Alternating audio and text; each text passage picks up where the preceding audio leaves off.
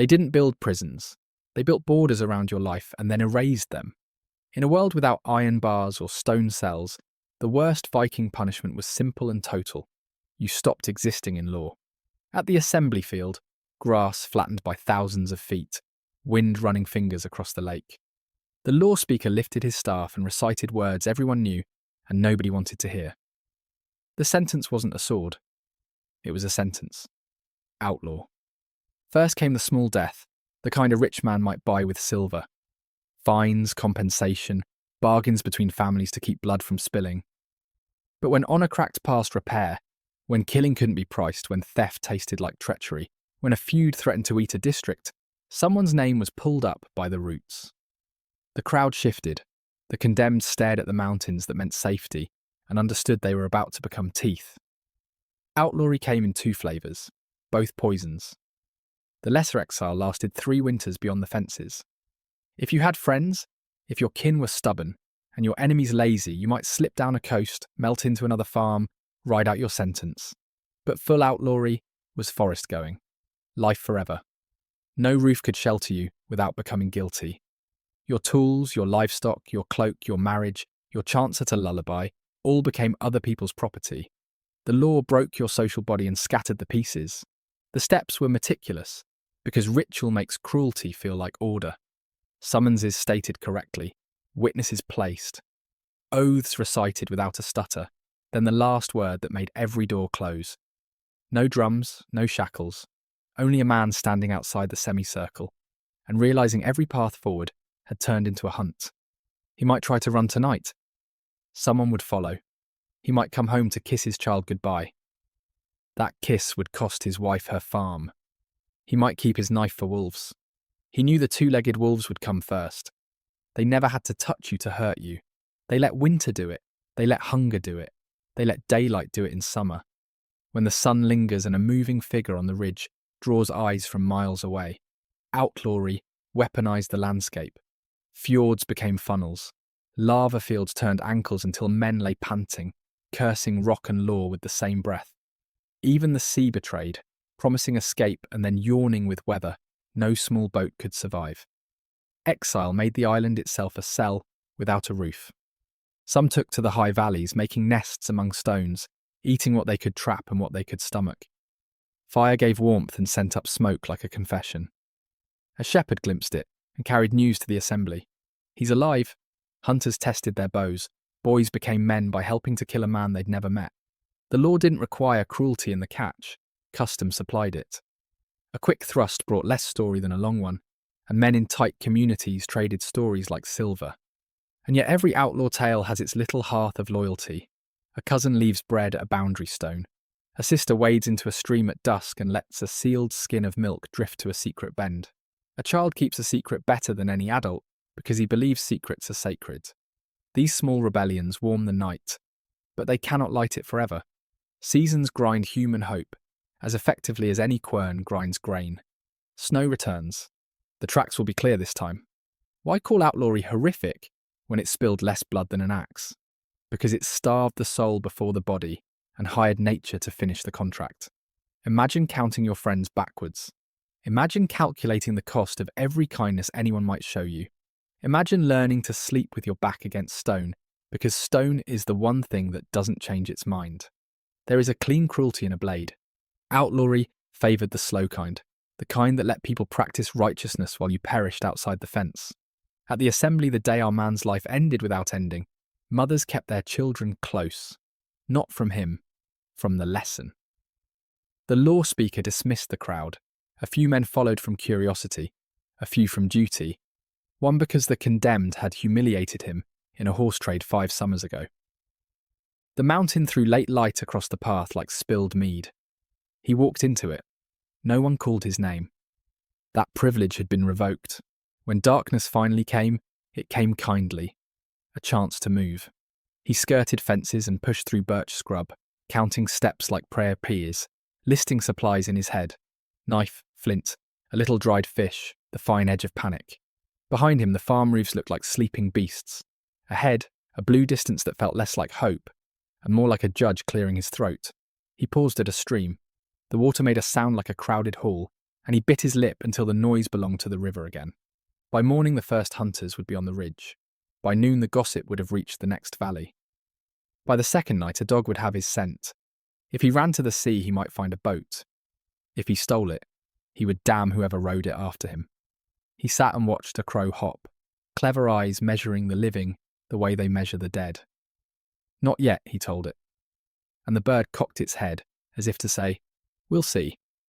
And that is why the worst Viking punishments didn't always need an executioner. They needed witnesses who believed the story of law, a landscape willing to serve as accomplice, and especially time.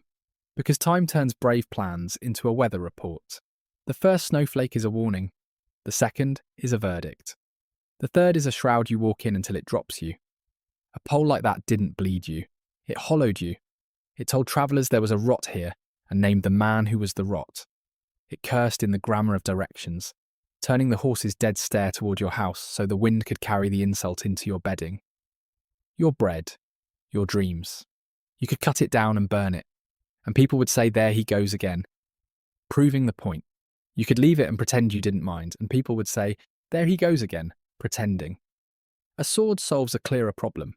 Shame is the kind of enemy that wears your face. The law didn't need to carve the runes. Your neighbours were the carvers. Maybe you broke a bargain.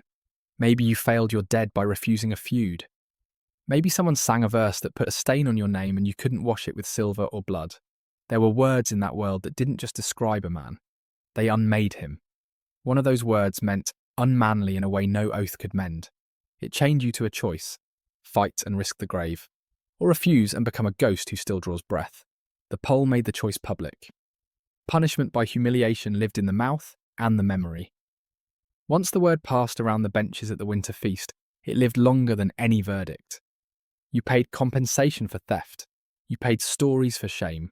And stories are hard currency up north, where nights stretch long and people need something to feed the fire. Every time the tale was told, it tied another knot in the rope around your chest. Your children learned to step around that rope. Your wife learned to smile in ways that asked people to forgive you for something the law hadn't written, but everyone had read. Some men tried to scrub insult off with ritual bravery. They sent a messenger with a shield and a fixed voice to invite a holmgang, a duel on a measured island of ground where the world narrowed to a circle of boards and a set of rules older than anyone's grandfather. A cloak spread at the edge, a boundary line scuffed into turf. You stepped into the ring, and the crowd stepped out of the law, because for a little while the law belonged to your hands. You were not fighting a man only. You were fighting a sentence somebody had spoken over your life and hung from a pole. The rules made the terror tidy. Number of shields, number of strikes, a limit to stepping sideways before you were counted as fleeing. The ring was small on purpose, to squeeze time until it squeaked. You couldn't dance away forever. The first hit took sound out of the world. The second put it back wrong. If you won, the shame didn't vanish. It changed shape. People muttered that the loser had slipped, or that the gods had a strange sense of humour this winter. If you lost, you gave the polar brother that wore your blood for paint. Refused the duel, and it wasn't just cowardice, it was a broken bridge. No one would cross to trade with you, to marry your daughters, to accept your oath at the assembly. The duel was less a fight than a tax you paid to keep hold of your name. And then there were songs. In a land where writing rode more in memory than on vellum, verses could set bones and they could break them. A poet could stitch a man's pride back together with praise, and he could unstitch it with a joke. The wrong person laughing at the wrong line could turn your winter into an open window you never managed to close. Men killed for less. Men lived with worse because killing for it meant a feud they couldn't afford. Living with it meant every time a stranger arrived and smiled kindly, you wondered whether he'd heard the verse and was wearing the kindness like a glove. Imagine the punishments you can't see but can't escape.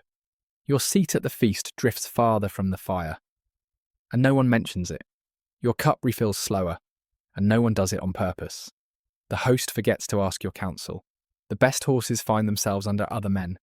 The thing meets and the talk washes around your feet, as if you were a rock in a stream that water refuses to wet. No decree announces that you are less than you were. The lack itself is the decree. A man can live like that a long time, and the length is part of the cruelty. A blow ends a day. A slight re-begins it. Sometimes the pole with the horse's head was only the visible tip of an iceberg of curses. Somebody had carved runes that named your line, and pointed the ugliness at your soil, your sheep, your seed. The world felt tilted after that. Calves died that had never died before. Milk soured while still warm from the udder. Your wife woke in the night and said she heard hoofbeats where no one rode. You felt the punishment working not through courts, but through roots and weather. The pole made you suspect the wind. That is a heavy punishment. To look at the sky and think it hates you personally. You could answer with a pole of your own, a return curse that said your enemy's luck should break its leg. Now 2 wooden throats shouted at each other across a valley.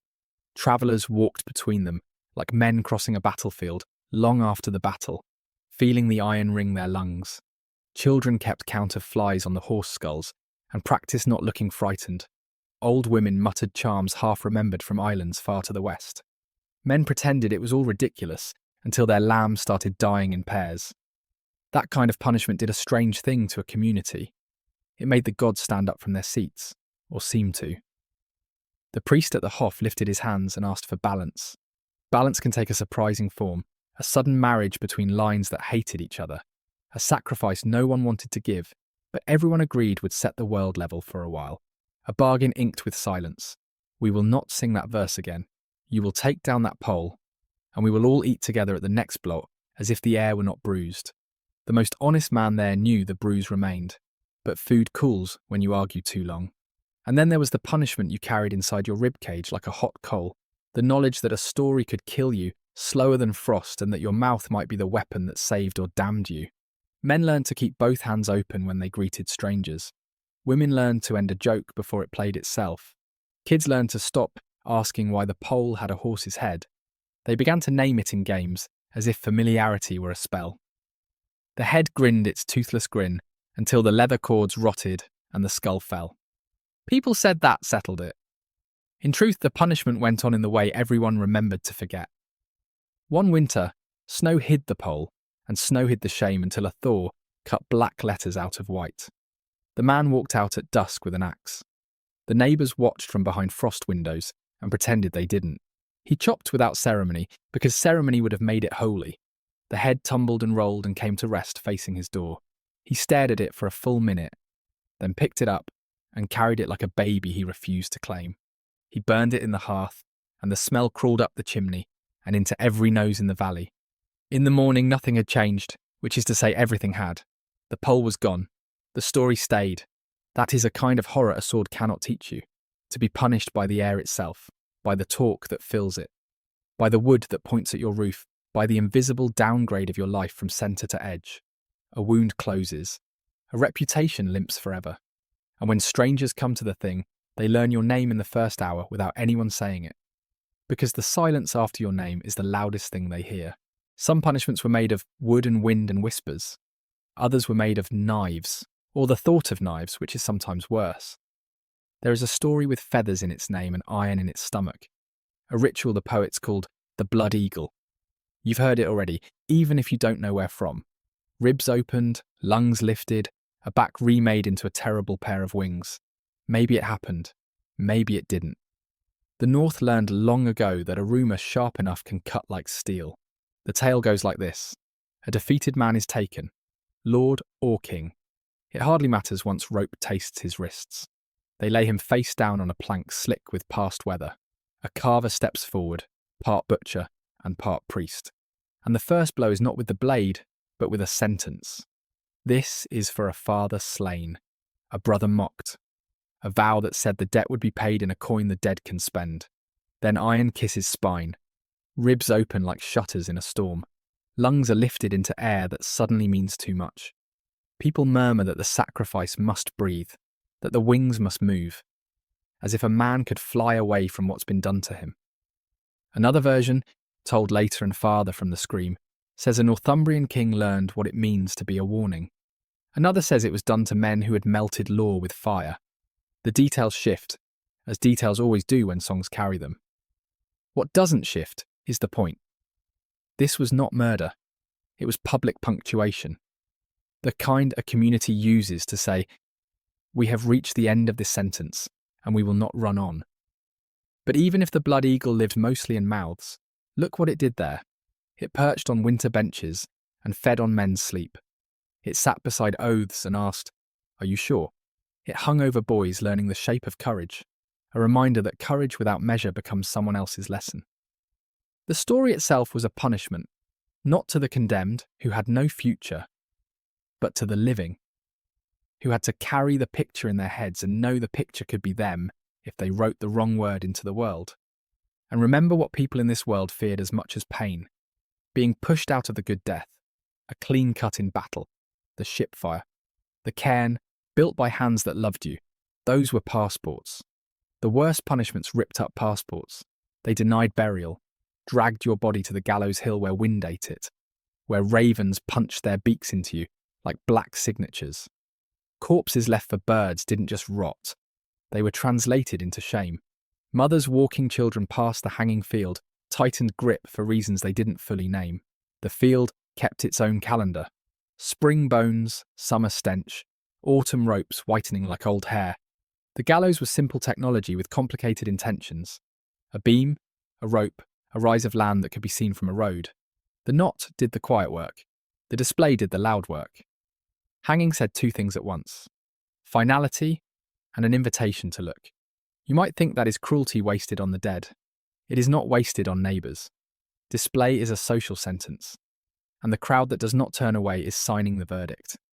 The worst part is not the drop, it's that the world keeps walking. Sometimes they added a spear thrust to the hanging, a one-eyed God's mark, so the condemned was claimed by more than a court. The living like to outsource difficult feelings to the divine. It makes a rope feel like ritual, not rope. A priest lifted his hands. A boy went home and carved a tiny gallows in driftwood, then hid it, and years later told no one why the wood made him sick to touch. Punishment leaks. There were other displays that worked like long arguments with meat, heads on poles at harbour mouths, a jawbone nailed to a door that had once opened to that very mouth's laughter, hands pinned to a gate when the thief they belonged to had been forgiven in silver, but not in memory.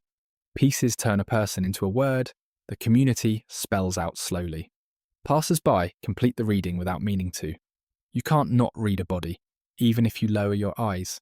Your nose will lift them again. Look again at the blood eagle, not with a scholar's eye, but with a witness's stomach. Maybe it happened once, maybe some men tried it and failed at art they never should have learned. The longer you live near violence, the more you understand that the exact truth of a spectacular cruelty matters less than the way it rearranges behaviour. Men sat straighter when an insult itched their tongues. Brothers argued about vengeance in smaller rooms with quieter voices. Someone walked away from a feud he could have fed, because a picture with feathers had nested behind his ribs, and its weight made talk sound foolish.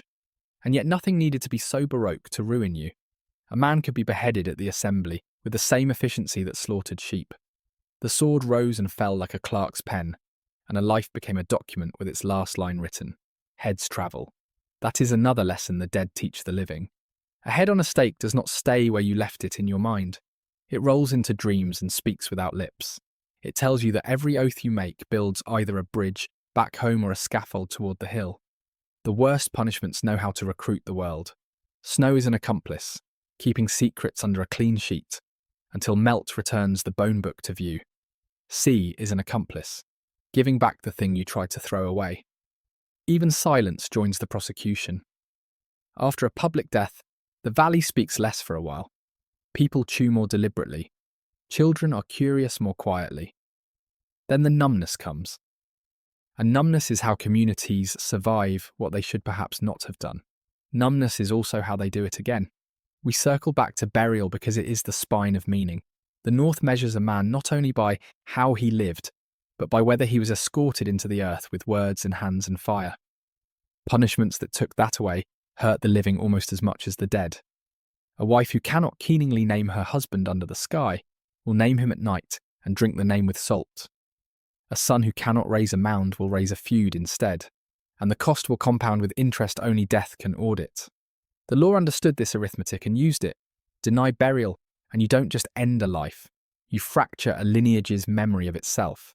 So keep your eye on the knife with feathers in its legend, but don't miss the rope, the hill, the pole, the stake. Don't miss the way a community arranges its benches after a man has swung. Don't miss the ravens learning the schedule. Terror is not only what the blade does to the body, it is what the body, displayed, does to the village clock. It resets noon. It repaints dusk. It hangs over breakfast and teaches the porridge to taste like iron for a season. And the rumour survives. It always survives. Long after the last man who might have seen such a cutting is ash, boys in another country will dare each other to look at woodcuts in a book. Men will use the phrase as punctuation on arguments they don't know how to finish. A poet will smooth the horror until it shines and then set it down as if a shine is a kind of absolution. It is not. It is a mirror. If you want to know what a society fears, listen to the punishments it imagines, even when it insists those punishments were real. Public punishments teach the valley how to behave. Private punishments teach a house how to breathe. Behind doors that smoke had blackened, in byres heavy with the sweet sour of hay and animal heat, the worst sentences didn't need a priest or a law speaker. They needed a master with a temper and a ledger he kept in his head. The free feared rope and exile. The unfree feared a day that looked like any other day, and then didn't end. A thrall could be punished for breaking a tool, and the tool might have broken itself, tired of winter. She could be punished for speaking at the wrong time, which is to say at any time her owner didn't want to hear a voice shaped like hers. He did not need the thing to agree. The law, such as it was for her, lived in his hand. If another man harmed her, compensation went to that hand, not to the mouth that cried out. A thrall's body was an account, and the account belonged to someone else. You might imagine whips. Sometimes there were whips. More often the punishment settled into the joints. Double work when the daylight was already stingy. Water withheld an hour past thirst. Sleep clipped short, night after night, until thinking itself felt like walking on a frozen pond that kept cracking under each step. There is a way to grind flour with stones. There is also a way to grind a person with hours. The North knew both. Some houses kept iron rings that had outlived the people first locked inside them. They lay on a shelf like dead moons and came down when someone wanted quiet obedience to feel heavier than words. A ring hammered closed around a neck, a chain taken up to a beam, so a woman learned how high she could lift her chin before the lesson bit. Bells on a collar said more than any shouted threat. Everyone in the yard could hear shame walking. Maybe those collars were bought in a market far from the farm. Maybe a smith made them in the next valley. It doesn't matter. The metal felt the same against skin that was already tired. Maiming lived in the stories like a wolf in the tree line, mostly rumour, sometimes teeth. A man who ran twice might return with a limp he had not owned before, the back of his heel stitched into the wrong future by a knife. An ear could vanish to prove a point. Hair could be shaved to the scalp in a world where hair was history. Not every farm did that. Enough did that the threat travelled farther than any missing ear. The body remembers other people's pain and tries to learn on their behalf. There is a punishment as old as hunger. Take the child away. No iron is needed to make a woman obedient if you lift her baby and carry it toward a door that opens onto a road that ends in somewhere else. The law did not need to say much about that, because the market did. Separation was a sentence that echoed in work, done years later by hands that could no longer forget how light a sleeping infant felt. A man who could not be bent by blows might be bent by the thought of his daughter growing up speaking a name that was not his, in a place where no one remembered his face. The house had its smaller theatres of shame, domestic versions of the pole on the hill. A woman's dress turned inside out and made to stay that way for a season. A man's belt taken away and a rope given instead. The place at table moved to near the door, where drafts wrote on ankles and talk thinned out. Laughter deployed like a switch. You can destroy a person without leaving a mark heavier than a thread. The valley will help you if it likes the way the story sounds. Some punishments pretended to be care. Rest today, a master said to the girl whose hands bled from carding wool. You'll make it up tomorrow. Tomorrow grew a second head. Take the softer task, the woman was told after a beating, and the softer task stretched until it covered winter. Mercy can be a clock that runs backward. It is a strange thing to be grateful for a gentleness that lengthens your sentence. And then there was the stoveroom, where heat wrapped around bones and the floor stayed clean, and where owners sent a thrall girl, at night with a cup and a quiet command. Every punishment that leaves no bruise collects somewhere, behind the eyes, at the corners of the mouth, in the way a person begins to stand inside her own shadow. The house knew it. Women learned to avoid the stoveroom when a door closed with a certain softness. Men learned to return tools noisily so no one would be surprised by a presence that could do nothing. The dog slept closer to the hearth on those nights, as if light might guard what law would not. Punishment could be movement. You're sold. 2 words that picked up a life and dropped it somewhere it didn't know the names of birds. Some owners used sail like a whip with a long handle, a promise that any misstep would end not in blood, but in ship planks and waves, and a new face reading your price. The worst part of being property is not that someone can break you. It is that someone can decide you belong to a different breaking. There were small resistances because people are people even under the heaviest weather. Bread went missing in ways the ledger couldn't quite catch. A cow gave less milk after a harsh word from the man who milked her, because the girl who loved the cow had learned something about milking that year and taught it to the animal with hands more patient than his. Spindles splintered, and sometimes that was just wood, and sometimes it wasn't. Resistance wrote its own tiny runes in the pattern of a day, hard to read unless you lived in that room. Failure had its price. Cold water thrown at dawn, as if the body were a fire to be put out. Work moved outside in rain because the owner decided the sky should help. A song forbidden. This last hurt longer than fingers could measure, because it turned the mouth into a closed door. When your world has 5 songs, and someone takes 2 away, you learn that silence is not empty. It is crowded with what you cannot sing. Sometimes the priest came by with holy talk and looked politely away from iron. Christian words had begun to walk into northern rooms by then. Mercy arrived with them some days, and other days mercy waited outside because silver speaks every dialect. The old gods, when invoked by men who flogged, sounded like patrons approached for a loan. In truth, the gods were mostly an alibi. The beating arm belonged to a man. The decision to stop belonged to the same man. You could take a thrall to the thing, but not to ask what she wanted. You took her as proof of a wrong done to you, or as goods in a quarrel, or as a body someone else had damaged without paying you your coin. Her testimony lived in her bruises, which other men interpreted. In a world where speech was a weapon, some people were denied a blade entirely. That too is a punishment, a disarming so complete it feels like weather rather than choice. It is tempting to think the lash was the worst. The worst was the arithmetic. If she breaks today, I lose tomorrow's work. If I bring her to the edge and keep her there, I get 50 more mornings.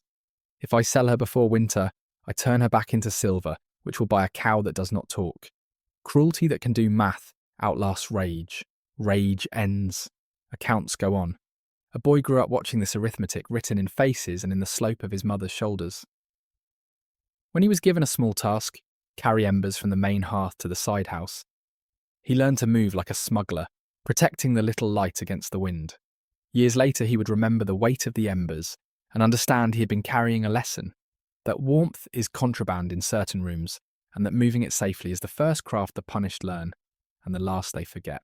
The boy with the embers grew, as boys do, and learned that the North keeps a second court outside the thing, a court with judges named wind, fire, ice and sea. Men pretend they command those elements with boats and hearths and sleds. The truth is harsher. The elements are hired muscle, and the law knows their rates. Ice first. Exposure looks simple in a saga, a line you can read without flinching. He was left to the cold. In a body it is a theatre that lasts hours. Fingers bargain with a mind that thinks it is brave. Breath becomes a little animal you have to chase. Somewhere between shivering and stillness, a man understands that weather is not scenery. It is sentence. You don't need irons to hold someone, if night will do it for you. The old men at the assembly knew this. When they spoke a punishment that ended with, and he is not to be sheltered, they were calling winter by its true name, executioner. Sea next, which always pretends to be path, and so often turns out to be wall. There were punishments that yoked a tide to a grudge. Set him on the skerry, the whisper went, a low rock smoothed by 1,000 storms. Give him a rope and a skin of water. Let the moon finish the argument. If the tide decided to be merciful, and if his hands decided to outwit the knots they tied themselves, he might stagger home at dawn raw and reborn into a different kind of life. If not, the gulls would sculpt an ending. The community lifted no blade. The ocean washed its hands between waves. Fire is a cleverer judge. It doesn't always kill. Sometimes it only says, "This house is over." House burning was feud's handwriting. illegal in the mouth, persuasive in the doing. A man who woke to smoke learned more in 1 minute than years of law could teach him about the cost of making enemies in a tight valley. Fire erased boundaries faster than any verdict. Wood that took a decade to season turned to black flour in half an hour. Neighbours watched and claimed their helplessness. The flames made cowards eloquent. In the ash, people pretended the feud had settled. It hadn't. Fire is a book that writes sequels. Not all burnings were murder. Some were warnings. Stack a man's winter hay and put a torch to it. And you don't end him. You lengthen his season of begging. He will visit every doorway that ever borrowed salt from him and watch people measure what they can spare without making his misfortune their own. If shame were visible, it would look like that. A small figure in the blue hour, carrying an empty sack and smiling too much. Punishment can be a campaign, not a blow. The boy grew into a man who saw a new God's cross travel the roads, with traders and monks. With the white Christ came trials that trusted heat more than hunt. Lift the iron, they said. Close your hand and carry this bar 3 paces while men watch, and a priest murmurs, bind the palm, count the days. If the wound heals clean, God has answered. If it festers, God has answered differently. The old men called this imported superstition, and then found it too useful to throw away. It let a community pretend the sky picked the guilty. It dressed human uncertainty in sacred cloth and told everyone to go home satisfied. Boiling water ordeals kissed wrists with blisters that told stories for weeks. The accused held their arm in a cauldron to fetch out a stone, while witnesses counted and tried not to picture the sound of skin learning a new language. Later the bindings came off and the wound testified. You can argue with a neighbour. Arguing with a scar is harder. Men who loved the old ways mistrusted how cleanly the new versions erased debate. Men who loved quiet preferred a verdict you could point at without drawing a sword. But even old law liked spectacle when it could borrow it. Oath rings hammered and smoothed by hands now dust gleamed on temple posts. A man set his palm there and spoke. Breaking that speech was not whipped. It was woven into your name so tightly, even the kindest friend had to tug to free you from it. Perjury made exile seem gentle by comparison. You stayed, but your voice left you. Punishment that takes speech leaves a man in a loud world with no volume knob.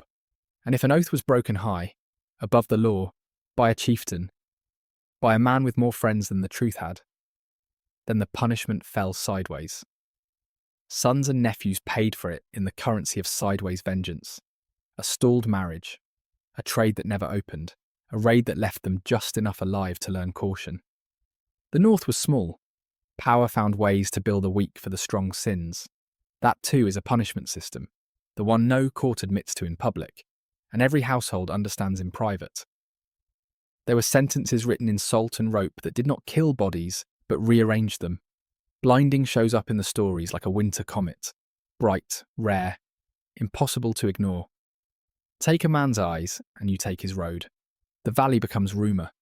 His sun becomes map. He pays for a sin every day by asking directions to his own bench.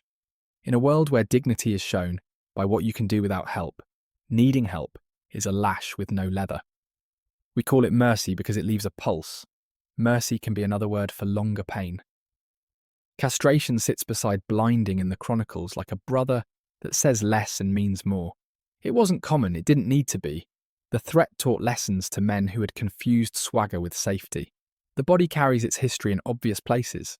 A mutilation makes a life into a sermon that follows itself everywhere. The cruel genius of such punishments is their economy. One act creates 1,000 moments of submission over decades. The North preferred thrift when it could. And then there is magic, or what men call magic when they are afraid of what women know. Seder was a word that could be power, or poison depending on who said it and when. Accusations punished themselves. A woman skilled with threads and whispers found her doorway narrower in winter. Men came with questions about missing sheep and left with a look like they had put down a hot stone without anyone noticing that they'd been burned. Some valleys drowned the accused and called it safety. Others married them and called it insurance. Men caught at Seder carried a double weight, unmanly in the mouths that despised them, useful in the hands that needed them. Social cold can feel colder than scary wind. There were punishments for children that did not look like punishments until you looked for a long time, fostering as hostage, sent to a rival's house in the bright language of peace and kept there in the darker grammar of leverage. Grow straight, the boy was told. Learn their ways. Love the man your father hates so your father will think twice before lighting a torch. The boy learned to keep his love small and his listening large. When he came home, he was praised for what he had become and distrusted for how he had learned it. That is a sentence no court writes, and every politics reads. Debt could turn free men into property by seasons. A bad harvest multiplied by a sick cow, by a lawsuit you couldn't quite win, equals a year's service in another man's fields. The paper didn't exist to record it. The valley's memory did. Work off what you owe, they said, as if work were a broom that could sweep shame away. The season ended. The shame did not. The worst punishments are the ones people call fair. The man who had once carried embers watched all this and began to understand the shape under the shapes. Whether it was a pole with a horse's head, or a rope aching under a throat, or a quiet order that sent a girl to the stove room, the machinery ran on the same fuel, the fear of being pushed out of law, out of burial, out of your family, out of your own name. Every punishment threatened exile from something. Fire, sleep, reputation, kin. Every mercy that kept you inside came with a price tag you paid in pieces. One winter, he stood on a headland and counted waves until the numbers stopped mattering. He imagined the skerries out there, slick with tide and memory. He imagined a man on one of them, choosing whether to curse whoever set him there or to save breath, and be small until the water forgot him. He imagined a woman blowing ash off a coal so her children would have soup, knowing the coal had been smuggled through a house where kindness was contraband. He imagined a boy in a stranger's hall learning to laugh a heartbeat after everyone else, so no one would think he'd laughed first. He realised punishment was not an event. It was a climate. He had been breathing it his whole life. Punishment was a climate, yes, but it also had weather. Sudden squalls that blew in on a word and left a man soaked to the bone for years. The word could be small and poisonous, ergy, unmanly, a syllable that made steel necessary. Say it of a man in a hall and every ear turned, as if a cup had shattered. You could answer with a duel, with blood, with silver, but you could not ignore it. The insult was a sentence that pretended to be a joke. The law tried to capture it with fines and formulas, but everyone knew the math never quite added up. You can price a cow, you cannot price the way your son looks at you after the room laughs. The valley kept a grammar for shame. Need was the headline. The carved pole with the horse skull was the illustration. A poet's verse could be both. Verse punished by remembering. It braided your worst day into other people's best evenings.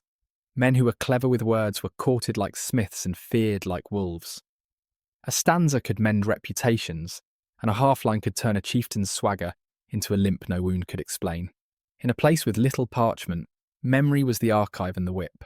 Sex made its own court.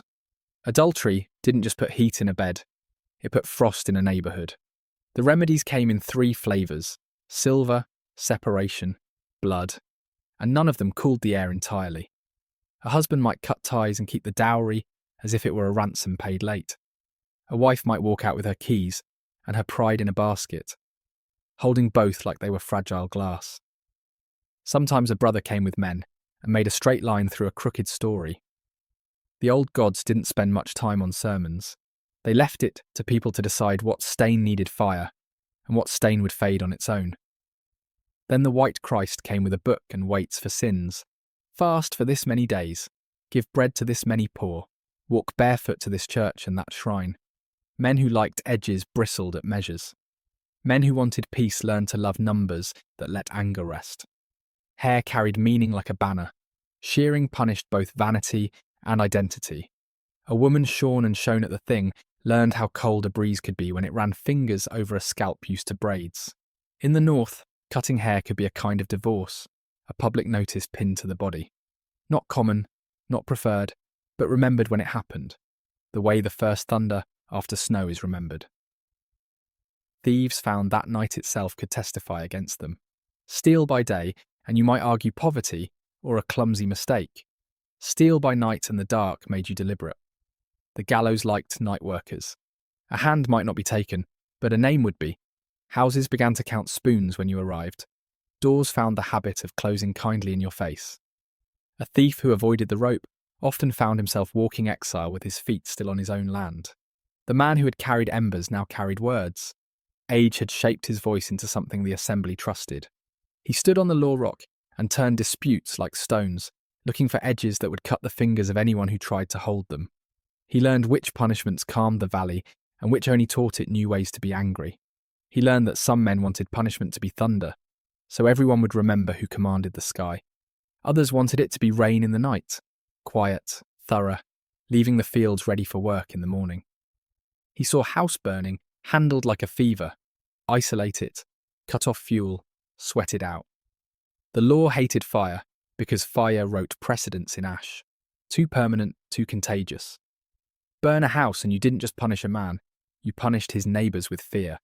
The law preferred punishments that didn't turn whole districts into tinder. So the fines for burning were monstrous, the kind you could not pay without melting part of your future. If you couldn't pay, exile took what silver would not. He watched perjury rot reputations faster than any axe wound. Swear on the ring, then be caught in the lie, and the world shrank around you. You stood at feasts as if at the edge of a cliff. A tossed bone could feel like a shove. Trade slipped away. Sons had to travel twice as far to find wives willing to risk your blood in their houses. It was a slow, airless punishment, the suffocation called doubt. As Christianity thickened, new punishments braided themselves into the old rope. Penance walks, bare knees up a church hill, stones carried in a cloak until her arms shook, the bishop's hand hovering like weather over a bowed head. The old men rolled their eyes but found these things useful when blood threatened to run downhill. Walk to Nidaros, they said, or roam if your legs can carry your sorrow that far. And the road became a sentence written in blisters. Men who returned limped lighter, if not better. Travel can file guilt. It can also polish it until it shines too much to ignore. Sanctuary made certain doorways dangerous for rage. Kill a man in the Hof, and even those who secretly admired the boldness looked away when fines were tallied. The gods, old or new, liked their thresholds respected. Violate them, and the community punished you as much for scaring the sky as for spilling the blood. The penalty was never just silver. It was ritual, apology with choreography. A man strong enough to kill might find himself weaving humility into gestures he did not know his body could make. Sorcery stayed slippery. Accuse a woman of cider, and you punished her even if no court touched her. Who would drink the ale she brewed when a calf fell sick? Who would stand between her and the wind when the wind turned mean? Some valleys drowned the accused with the same practicality they used on wolves, fewer mouths for fear to feed. Others made bargains. Do your work for my field, and I won't speak your name when the priest visits. That too is punishment, to be needed and despised, fed and starved by the same hand. He saw fosterage used like a needle, mending or pricking depending on who held it.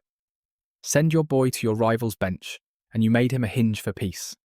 Mistreat him, and the valley decided which house would creak. Stories remembered the kindnesses and the slights. A boy's winter became evidence forever. Years later, when hands went to sword hilts, someone would say, "But he returned that child with a cloak and a horse." And the valley would hesitate long enough to save a life. Debt made penalties out of seasons. "Work for me through haying and harvest," said a neighbour, and the debtor agreed. And when the year ended, a new bellyache, cow dead, child sick, wrote another season into the ledger. No court had to stamp it. The weather and misfortune co-signed. Freedom narrowed not with chains but with favours owed, with stew eaten at a table you could not repay. When the man finally cleared his debt, his back still bent to that house's door, as if habit were a cord. And everywhere, fines. Silver ran like a second river through disputes. Pay for the blow, pay for the broken tooth, pay for the shame sung in public. The system believed in compensation the way the sea believes in old bones. It brought things to a kind of balance and left other things listing. A poor man could be just as right as a rich one, and still walk away punished by the arithmetic. The law speaker hated that and kept loving it anyway, because the alternative was blood, and he had seen how quickly blood teaches its own math. At night he dreamed of the scary justice, the iron justice, the rope justice, the shame that never needed a tool. He thought about the boy he had been, stealing embers to keep soup alive, and wondered whether mercy itself could be a punishment when it came with a ledger, when every act of sparing was followed by a long interest payment in small humiliations. He tried to shape verdicts that did not require children to carry their father's debts in their faces. He failed often. He succeeded sometimes, and sleep came easier when he did. He knew the valley's ugliest truth. Most punishments didn't aim at the guilty. They aimed at the next man thinking of doing the same. The audience was always the point. You did not hang a thief to straighten him. You hung a thief to straighten the road. You did not shave a head to reform a wife. You shaved a head to prick every scalp in the district. Punishment was theatre with weather for a roof and memory for a script. The actors changed. The lines stayed. And somewhere far off, a wave climbed a rock and lay down again. The same performance it had given since the first man told the first lie and was believed. They called it law, so the knife had grammar. They called it the thing, so the wind would have witnesses. The man with the voice, the one who had carried embers once and verdicts now, stood on the rock and unrolled, not parchment, but memory. Justice here was not a building, it was a choreography. Men stepped forward, hands flat, eyes level, and the valley arranged itself around their quarrel, as if the earth had opened a pair of benches. First came the counting, not of heads, but of harms. What is a broken tooth worth? What is an eye? How much silver balances a collarbone that will sing pain when the weather turns? The old tables lived in mouths older than anyone alive. A bruise had a price. A scar had two. Dishonour had a geometry of its own. If a man struck you where others could see it, the silver changed weight. If he struck you from behind, the weight changed again. The law loved arithmetic because numbers cool hot rooms. Numbers also punish the poor twice, once when they are wrong, again when they cannot pay to be right. Blood had two addresses, accident and intention. The law speaker taught the valley to hear the difference. A scythe can slip, a word cannot. A body found by the river might have met the river first or a hand that used the river after. So men told their stories like sailors pointing out reefs. Where did the shadow fall? Who saw the shadow move? You could bring 12 neighbours to swear they believed you. Compurgation, they called it, in churches to the south. Here it was simply the oldest currency, trust, spoken aloud. Fail to find oath helpers, and you learned your real sentence. Your reputation had already been punished. Sureties fastened judgments to the earth. A man with silver owed could name another man with silver enough to guarantee it. I stand for him, the guarantor said, a short sentence that turned skin into collateral. If the debtor vanished or the harvest failed, the guarantor paid. Many punishments began with friendship and ended with fewer friends. A wise man pledged cautiously. A proud man pledged fast, and came home with a lighter purse and a heavier quiet at his table. The man price sat in the middle like a cold altar. Kill a freeman, and the law said a life is measured in a king's ring weight, in cows in years of work. Kill a thrall, and the owner counted, not the valley. The numbers were tidy and therefore obscene. The dead do not care about weights. The living must. The law speaker dragged justice back from the cliff by requiring time. Payment came in parts. This spring, then next, then the next.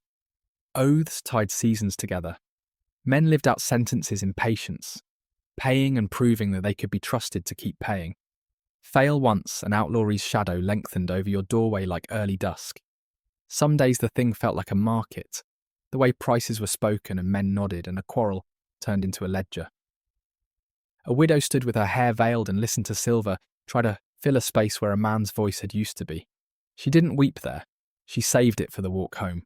Her brothers watched the man who had killed their kin pass the bag across with a hand that did not tremble, and decided whether they would obey the numbers or begin the song that numbers cannot finish. The law speaker felt the hall tilt and knew that some verdicts ended in fields far from any bench, under stars that don't judge but do witness. Contempt had its own punishments, and they didn't need iron. Fail to appear when called, and the thing punished the absence. Fines first, then more. Then a notice carved into wood and planted where roads forked. A simple sign that told travellers, this man will not answer to his name. It is a small miracle of human cruelty that you can make a man feel smaller without touching him. Doors stopped opening as easily.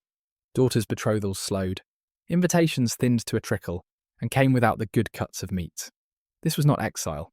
It was something the valley liked better, keeping a man present and erasing him anyway.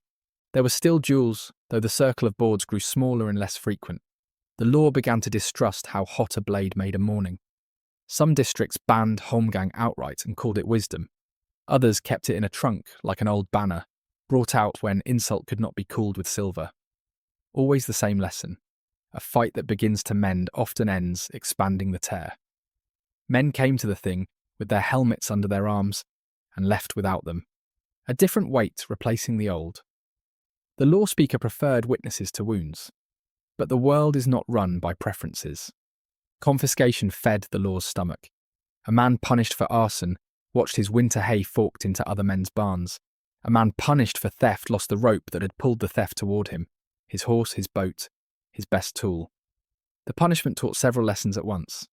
About property, about shame, about how quickly you can become a stranger on your own threshold. The worst part wasn't the taking.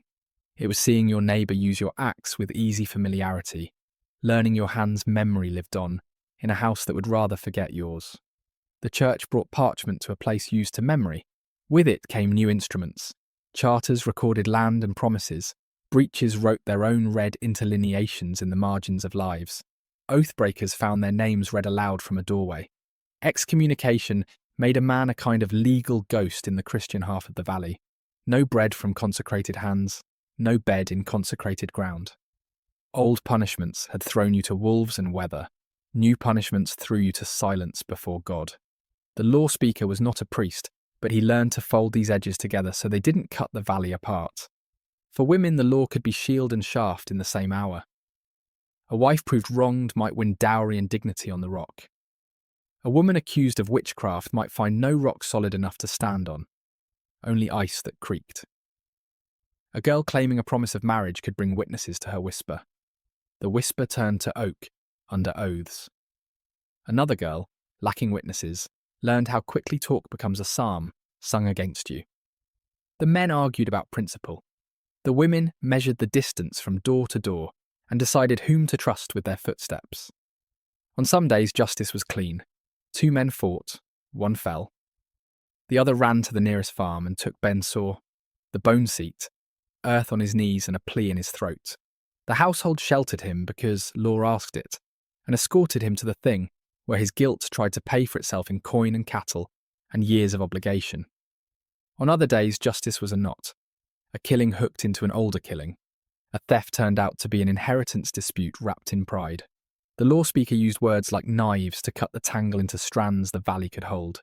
He went home with his voice scraped raw and slept like a man who had carried stones all day.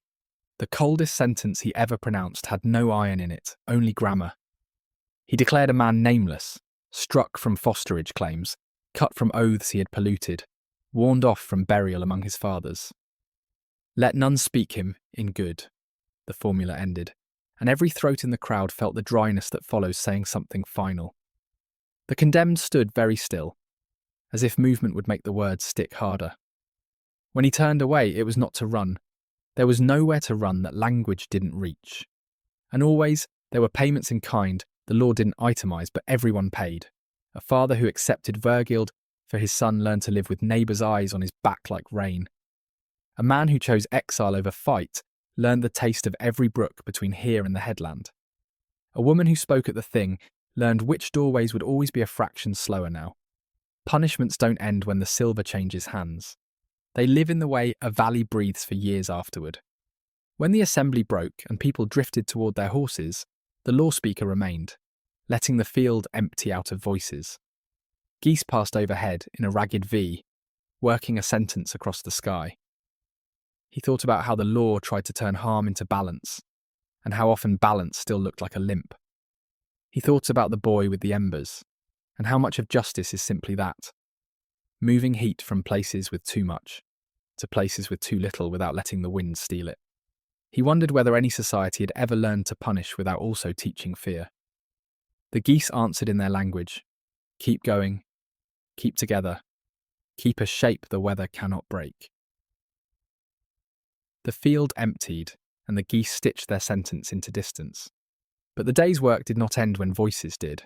Punishment kept breathing in the spaces between houses, in how neighbours crossed a yard, in who took the steep path and who took the long. The law speaker walked home and felt the valley's pulse in his soles, a rhythm that sped up around certain fences and slowed near others. He knew the map of fear by heart.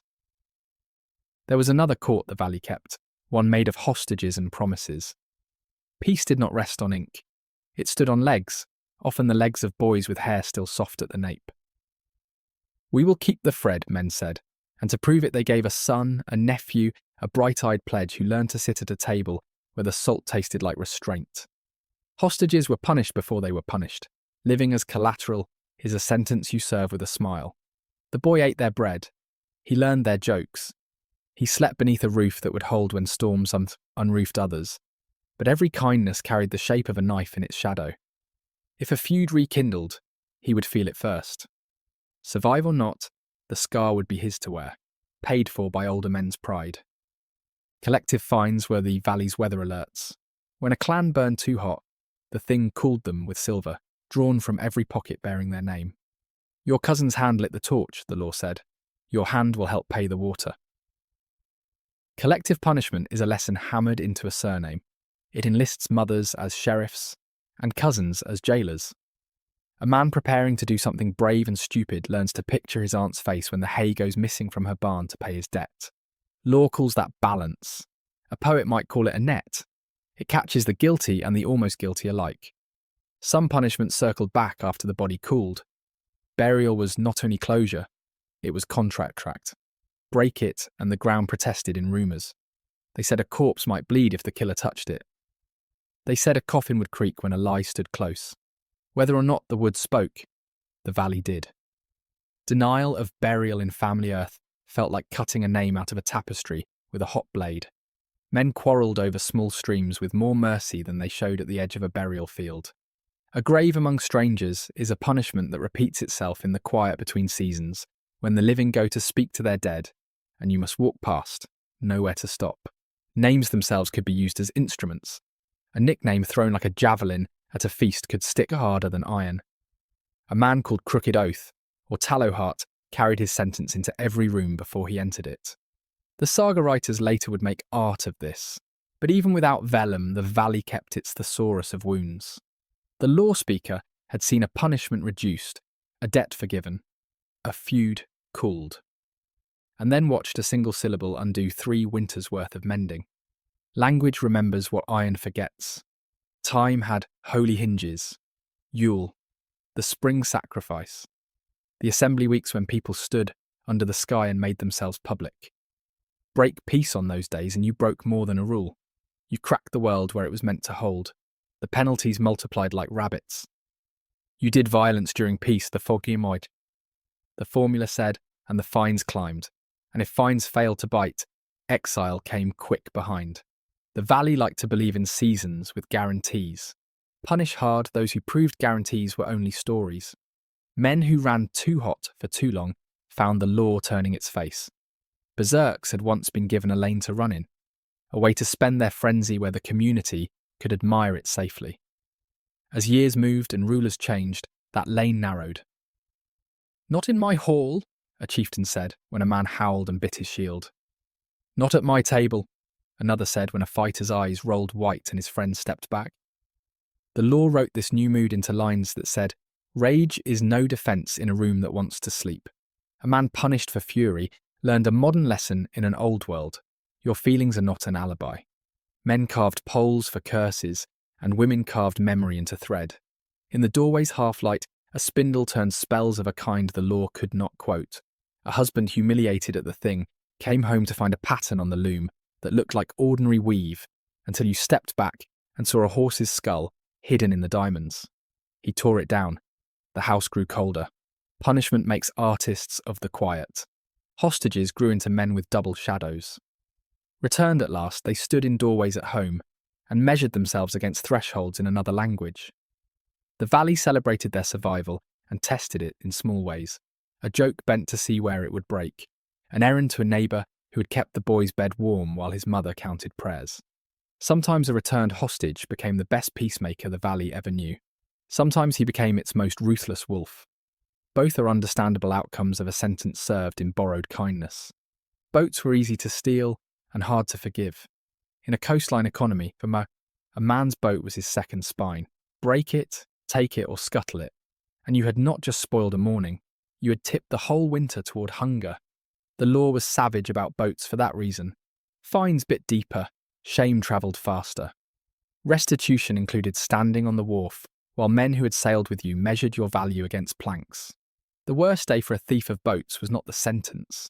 It was the first spring mist, when everyone pushed into the grey and left him on shore, with his punishment wrapped around his chest like a wet shirt. Not all punishments looked backward. Some handled the future: marriage restrictions, ban on bearing witness, exile from trading voyages. "You will not go to the market this year," the law speaker said to a man who had sold rotten barley. The sentence did not lamp-black his eye or strip his roof. It cut him off from the river of goods and talk that made a man more than his tools. In a trading culture, grounding a man is a kind of amputation. He grows back in one shape and not another. The church offered alternatives that were also additions. Fast 50 days, feed 50 mouths, walk barefoot to a shrine where the wind scours skin the way contrition scours pride. Penance could be theatre as much as justice, a strong man carrying stones around the church while children counted and women traded recipes, just loud enough to cover his breathing. He was not being beaten, and yet he was being beaten. When he finished, the priest said a soft word and the valley said a harder one. "We'll see." There were sentences that harnessed craft. A slanderer mended roofs for a season. A brawler shod horses until his arms trembled each evening. The law could be inventive when it wanted to be. Punishments that made the valley better were easier to accept. And acceptance is the last ingredient any sentence needs. The law speaker preferred verdicts that left a fence mended, a boat tarred, a widow's barn stacked to the rafters. He liked the way such penalties changed the angle of a man's posture. Humiliation becomes less sharp when hands are busy with use. And yet there were the punishments that seemed to punish everyone. A feud answered with outlawry, and the outlaw's brothers left too, not by decree but by drift, heading to a fjord nobody spoke of as much. A farm that had been a loud hearth became a grey corner on the valley's map. Children grew up with fewer faces at feasts and learnt the names of ghosts earlier than anyone wanted. The law speaker could not find that loss back into warmth. He could only listen when old men described how the laughter used to sound. On a ridge above the assembly field stood a rock, where youths proved themselves by leaping a gap no father could watch without tasting iron. The law speaker climbed there on mornings after hard verdicts. He looked down at the mossed shape of the thing and thought how narrow the valley's choices often were: punish to teach fear, or forgive to teach daring. A people must do both, he told himself. The trick is not to forget which you are teaching today. He had seen fear teach obedience and also smallness. He had seen mercy teach gratitude and also audacity. Weather changes faster than character does. One night, winter thick, and the aurora pouring silent green law across the roof of the world, he dreamed the valley spoke back. Not with geese or wind, but with all its doors. They opened and shut together, like the lungs of a single beast. "What is the worst punishment?" the beast asked, through hinges and latches and the whisper of straw underfoot. He answered as a man who had counted too many harms to pretend not to know. "To be pushed out of your name, ma femme," he said. "To be kept from the fire, from burial, from the circle where talk makes a person real. Everything else, iron, ice, rope, song, is only the method." He woke to the sound of his own house breathing, rafters cracking softly, embers settling. He went out into the snow and stood under stars busy with their old business. Somewhere a dog barked, somewhere a woman sang to a sleepless child. Somewhere an old man dreamed of jumping the ridge gap and woke smiling. Punishments written by men had to fit inside that larger music. He would go back to the rock tomorrow and try again to make justice hum in key with the valley's song. He would fail in places and succeed in others. Meanwhile, the weather kept its appointments. Winter taught longer lessons than courts did. Snow wrote its punishments across months, slow and legible from any doorway. The law speaker learned to watch who walked early and who waited, who cleared a neighbour's path and who let the drift speak their opinion. A verdict could look perfect on a summer day and turn cruel in January. He began to sentence with weather in mind.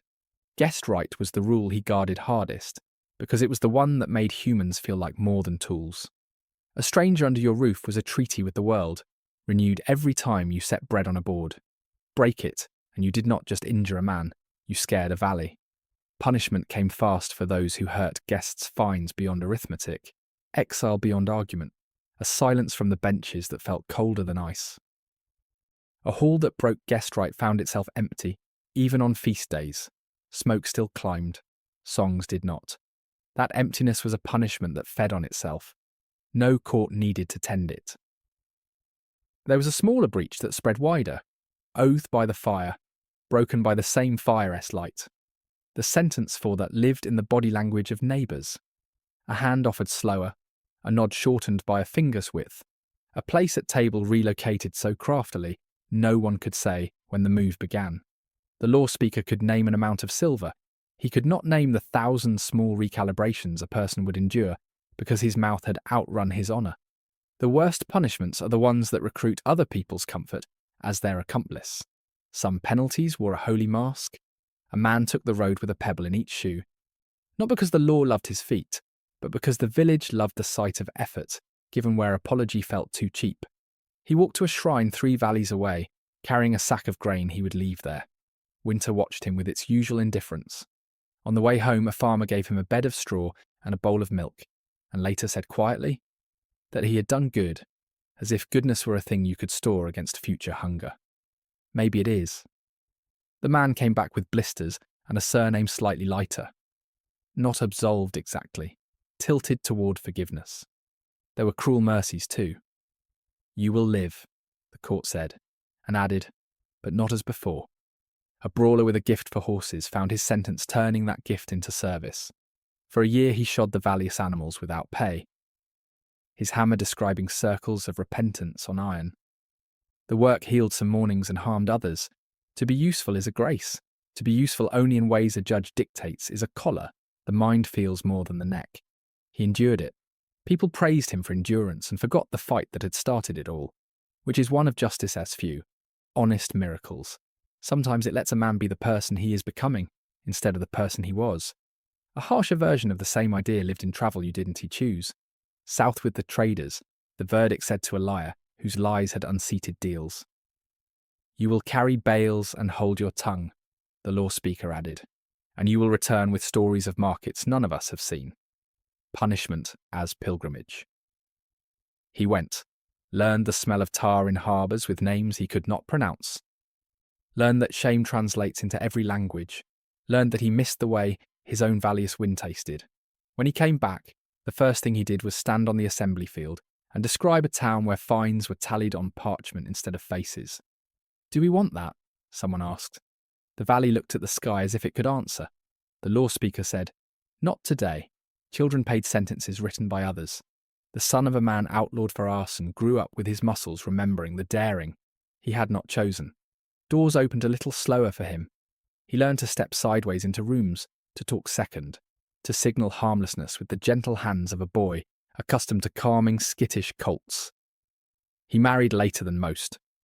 When he finally stood at the thing and spoke in defence of a neighbour, old men looked twice, hearing a voice not owned by the father's fire. The law speaker loved those moments, the ones where air moved around a name and made room for a different draft. Women navigated punishments that doubled as weather.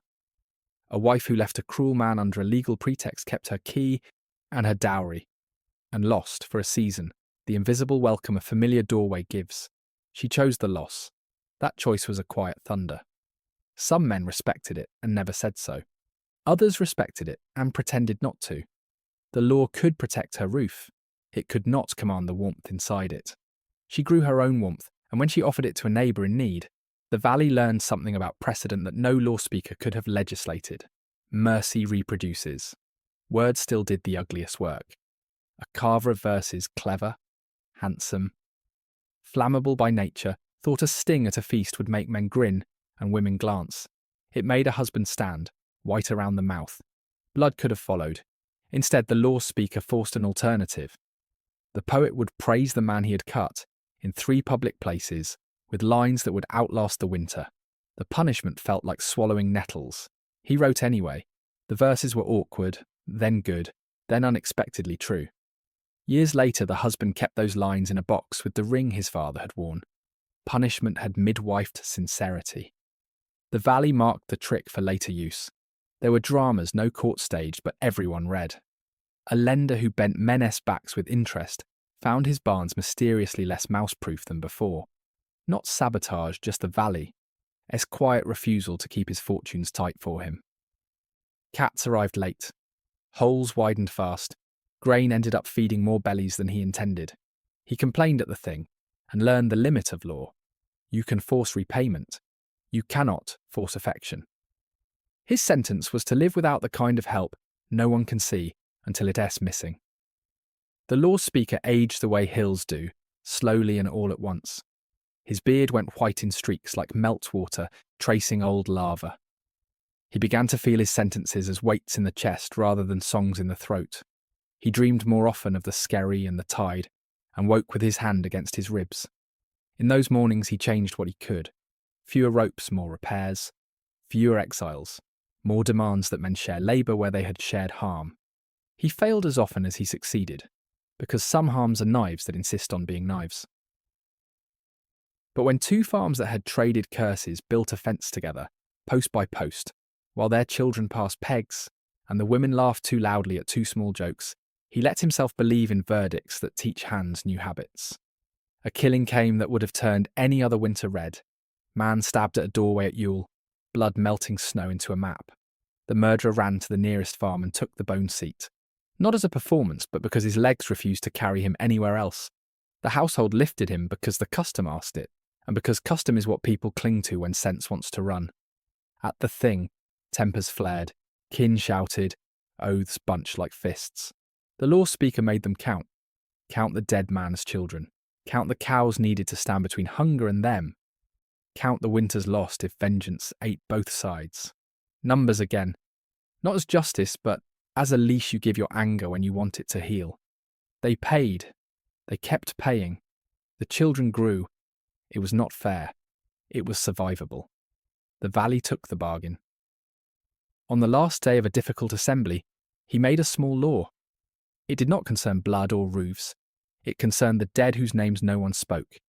That the valley would, once each year, read a list of those lost to outlawry, shipwreck, winter, childbirth, quarrel, and silence. That the reading would happen before any fines were tallied. That the community would say the word remember, and then begin its bargains. No one argued, even men who liked thunder like this drizzle. Remembering did not soften sentences, but it sanded their edges. It taught the valley that punishment, however necessary, is not a meal you eat without blessing. Towards spring, he climbed the ridge and watched geese doodle their law on the air again. He thought of all the instruments he had used: rope, coin, task, travel, verse, time. He thought of the punishments the valley pulled out of its own pocket when courts went home: refusal, forgetting, the rumour you learn to carry like a rock you cannot put down. He tried to add them up and couldn't he? Human arithmetic fails right where it needs most to succeed. He smiled at the failure. If punishment were simple, it would be easy to be cruel without noticing. He walked down in the blue hour, past a pole long since taken down, past a house rebuilt after fire, past a byre where a woman with grey in her braids sang to a calf, as if the song were a law older than the gods. Tomorrow there would be another quarrel. Tomorrow he would count harms, and try to make the sum less than it wanted to be. Tonight, he let the valley be what it was at its best, a place where a punished man could still hear a lullaby through a wall and remember that the world contains more than verdicts. Spring came down the mountains like a careful hand, smoothing linen, and the law speaker felt in his bones what the lambs already knew. There are seasons when the valley decides to forgive itself a little. That was when the hardest case of his last year arrived, wrapped in the ordinary. A quarrel about a boundary stone that had quietly migrated over 3 winters, pushed by frost, nudged by hooves, urged by men's wishes when no one watched. Boundaries are the valley Yagaisamet, softest bones, and its most breakable. What started as a stone became a shove, became an insult spoken too loudly in a byre, became a brother from each farm standing a little too close to a door jamb, where knives hung. By the time they stood on the assembly field, both sides had rehearsed the worst version of the story. Each boy had a father in his chest. Each father had a drought in his throat. The crowd leaned forward the way crowds do when they've decided to enjoy being reasonable. He lifted his staff and did the work that mattered most. He slowed everything down, counting first because numbers pull heat out of air. How many lambs had wandered through the gap? How many winters had the stone worn moss on this side? Who had stepped back last time, and who had spoken the first stinging word this time? He made the men say small facts out loud until the big falsehoods had nowhere to sit. He could have fined them into a forgetfulness that would have lasted until haying. He could have threatened outlawry, the cliff everyone fears even when it is far. Instead, he stood in the wind and invented a sentence with calluses. Both farms would move the fence to where the frost had put it. Both farms would build a stone bridge across the marshy rivulet that ran along the disputed line. Both would lay the first and last stones together, and when the bridge was finished, they would lead sheep over it from opposite ends until the animals met nose to nose on the keystone. The penalty was labour. The theatre was reconciliation. The audience was the valley, which needs performances of peace as badly as it needs examples of fear. Men grumbled the way men do when they recognise wisdom and wish it were wine. Then they nodded. He had not always given such verdicts. Youth loves thunder. Age prefers roofs that do not leak. He remembered sentences that had thrown men to weather skerries with ropes, nights without shelter, and felt the cold of them in his joints. He remembered public shavings and a horse head grinning on a pole, and knew how long their shadows can lie across a childless face. He did not disown those old verdicts. Sometimes rope is the last language a valley understands, but he had learned to look for punishments that repaired the very thing the harm had frayed. A cart burned, then wheels for widows, a mouth that lied, then words in service of truth, praise paid down in instalments, a fist that broke a tooth, then bread for a season, chewed soft by the hands that struck. The valley watched, and learning ran both directions up into power, down into habit. One more case found him before the geese wrote their spring sentence across the sky. A woman accused in that slippery tone men use when they need what they despise seder, they whispered. Milk spoiled, calves died, a rivalous luck turned. She stood with her hair plaited like patience. Her eyes did not ask, they measured. He had seen women like her salted into every valley, last to be asked for counsel, first to be blamed when weather disobeyed. Old law had two answers: drown her or hire her. New faith had its own tidy path: forbid, denounce. Let hunger do the quiet hating. He chose a third. If she bends luck, he said, let her bend it where we can watch. He bound her to the healing hut for a season. A sentence of usefulness under witnesses: sick children, lambing ewes, men with winter in their chests. When the season ended, the accusation had lost its appetite. The valley remembered being held more than being frightened. Some called it soft. He called it paying what fear owed to the living. He made a final small law, not written on vellum but pressed into memory like a seal into warm wax. No nidpole in that valley would stand longer than a winter. Words could still bite. Verses could still turn a man's name into a yellow-toothed grin. But the pole would fall before the first cuckoo called. If shame had work to do, it would do it in mouths, not in wood harder to point at, easier to forgive. He wanted children to pass hills that did not hiss. He wanted spring to mean what it says. When the last assembly of his body stood like a tree full of birds, he brought out the names. The list he demade years before had grown lost at sea, lost to winter, lost to rope, lost to quiet choices no one could bear to name. They read them before any fines, before any oaths, before any more fraying. The valley said remember softly, like setting a bowl on a table in the night for a guest who might arrive wet and shaking. Men cried the way men do, moving their jaws as if an invisible bridle had been slackened. Women did not look away. It is hard to be cruel immediately after saying the dead aloud. He had learned to place that difficulty where judgment needed it. On the walk home he passed the bridge the boundary men had built. It was only stones and gravity, and the patience of wet feet, but it looked like sense made visible. Children were on it, learning the pleasure of spitting into water from a height. A lamb paused at the centre, considered the mathematics of courage, and chose forward. On either bank, women traded recipes with the same exaggerated cheer that had once hidden their fear. It struck him that the best punishments do not merely reduce harm, they teach the hands that once hurt how to build the thing they shattered. His chest ached with a satisfaction that felt like the good kind of tired. He remembered the boy with the embers, The boy he had been in a house where warmth had to be ferried by courage, from one room to another. He remembered the outlaw standing at the stream whispering to a crow. He remembered the smell of burned hay, the iron taste of oaths, the skerry, the rope, the hill where ravens keep their appointments. He remembered the stove-room door closed with a soft click. He remembered the looks that punish and the hands that save. He counted them as if counting matters to memory. It does. Numbers are the way men convince their hearts there is order inside stories. That night he taught a younger voice how to stand on the rock without hating the crowd. Do not love the noise, he said. Do not despise it either. Hear the fear under it. Hear the hunger for a fence that holds and a roof that does not leak. Where punishment teaches fear, make it brief and public. Where it teaches craft, make it long and useful. Read the names, make them read you back. And remember, every sentence is a bridge or a skerry. Choose which one you are building today. When he died, they buried him near the path to the assembly field, where feet have already learned to slow. No pole marked him. They chose a stone lie flat, easy to sit on, easier to ignore if you needed to pass without hurting. On the first summer after, boys jumped the ridge gap, and one of them, winded and suddenly older, came down to the field and sat on that stone without knowing it. He watched two men argue, watched a woman lift her chin, and speak with a steadiness that made the men's hands feel foolish, watched a verdict ask the land for help, and the land nod. He did not know he was sitting on a habit, not a hero. He only knew he wanted to carry something that felt like embers to a place that felt cold. And the valley went on. It punished with rope when it had to, and with work when it could. It shaved heads less, and mended roofs more. It held hostages as promises, not as threats, more often than it had the generation before.